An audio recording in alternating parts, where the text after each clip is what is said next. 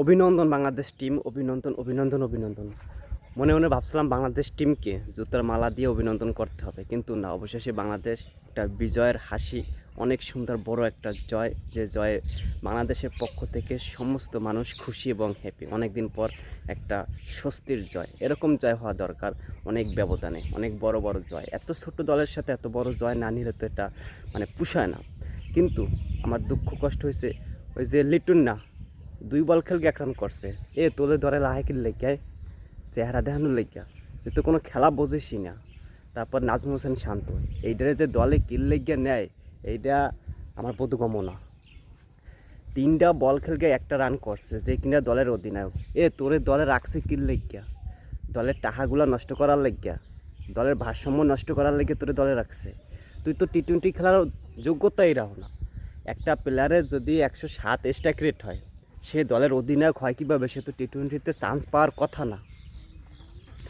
ভাই, মন যা চায় ওই বালের খেলা চুলের খেলা খেলাস না। যদি ভালো মতো খেলতে মন চায় বাংলাদেশ জাতীয় দলের খেল, বাংলাদেশের সাধারণ মানুষের আবেগ নিয়ে খেলিস না। যারা ক্রিকেট ভক্ত, ক্রিকেট প্রেমী, তাদের আবেগ নিয়ে খেলিস না, তাদের মনে কষ্ট দিস না।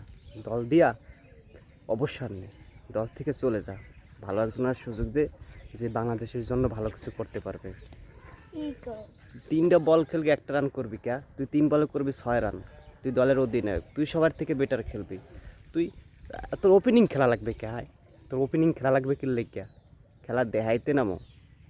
কিন্তু ম্যাচটা কোনো মতে সাকিব আল হাসান টিকে রাখছে এবং তানজিদ হাসান সাকিব ওপেনিংয়ে ভালো একটা শুরু।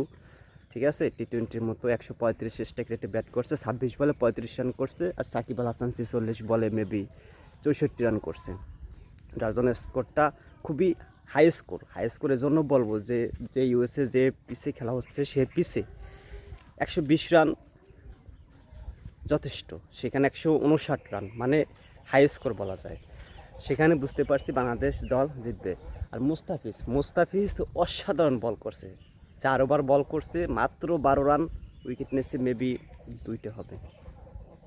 ঠিক আছে, সাকিব আল হাসান ব্যাটিংয়ে ভালো করছে, তবে বলিংয়ে কোনো উইকেট পায় না, তবে রান আটকে রাখছে, যথেষ্ট ভালো করছে।